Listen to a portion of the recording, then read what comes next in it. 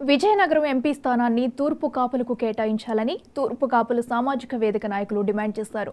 స్వాతంత్ర్యం వచ్చినప్పటి నుంచి తూర్పు కాపులు వెనుకబడుతూనే ఉన్నారని ఆవేదన వ్యక్తం చేశారు.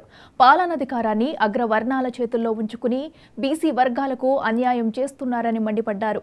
విజయనగరం ఎంపీ స్థానాన్ని కొన్ని పార్టీలు తూర్పు కాపు సామాజిక వర్గానికి కేటాయించకుండా అన్యాయం చేస్తున్నారని ఆగ్రహం వ్యక్తం చేశారు. విజయనగరం ఎంపీ స్థానాన్ని తూర్పు కాపులకే కేటాయించాలని, అలా జరగని పక్షంలో తదుపరి చర్యలకు తామంతా సిద్ధంగా ఉన్నామని వారు హెచ్చరించారు.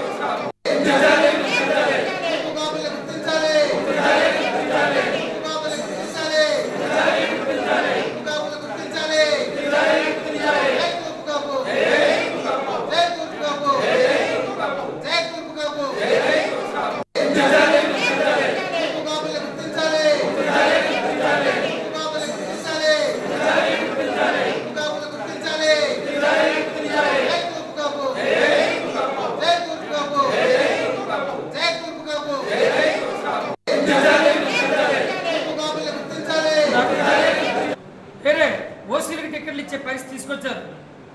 మరి దౌర్భాగ్యం 2014లో 4 బీసీ తూర్పు కాపులు ఉంటే 2019కేమో దాన్ని 3 చేశారు. 2024కి 1 సీటుకి పరిమితం చేశారు. మిగతా ఇస్తారో ఎవరో తెలియదు. మరి అక్కడ బొబ్బుల్లో ఉండండి, ఇక్కడ విజయనగరంలో ఉండండి. మొదటి ప్రాధాన్యతలో అటు బొప్పుల రాజుల గారికి ఇటు విజయనగరం రాజుల వారికి మొదటి ప్రాధాన్యతగా సీట్లు ఇచ్చారు. మరి అదే కేడర్లో ఉన్నటువంటి మరి కళా వెంకటరావు గారి ఫ్యామిలీని పక్కన పెట్టారు. వాళ్ళు తూర్పు కాపులు అవ్వడం తప్ప? తూర్పు కాపులు సేవ చేయడానికి పనికిరారా? తూర్పు కాపులు మరి అసెంబ్లీలో వాణి వినిపించలేరా? మరి పక్కనే ఉన్నటువంటి శ్రీకాకుళంలో ఎర్రనాయుడు గారి ఫ్యామిలీ కట్టలేదు. తూర్పు ఈ జిల్లాకు వచ్చేసరికి మన తూర్పు కాపులు అధికంగా ఉన్నటువంటి జిల్లా విజయనగరం జిల్లా, విశాఖపట్నం శ్రీకాకుళం కంటే కూడా. మరి ఆ తరుణంలో మన కొత్తగా జిల్లాలు ఏర్పడినటువంటి పార్లమెంట్ పరిధిలో 7 సెగ్మెంట్లు ఉన్నాయి. అందులో రాజాం ఎస్సీ, మరి ఎస్సీ ఎస్టీ అనేది అది గవర్నమెంట్ రిజర్వేషన్లో అది మనం ఎంతమంది అధికంగా ఉన్నప్పటికీ కూడా దాని గురించి మాట్లాడిన అవసరం లేదు. ఎవరికి ఇచ్చినా 2 వైపులో అలా క్యాస్ట్ ఇస్తారు.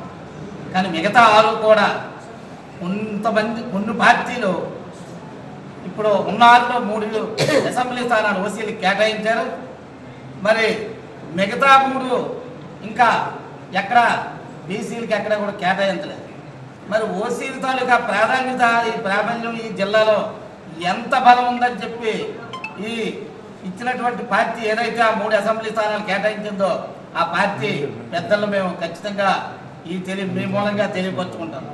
ఈ జిల్లాకు వచ్చేసరికి మన తూర్పు కాపులు అధికంగా ఉన్నటువంటి జిల్లా విజయనగరం జిల్లా, విశాఖపట్నం శ్రీకాకుళం కంటే కూడా.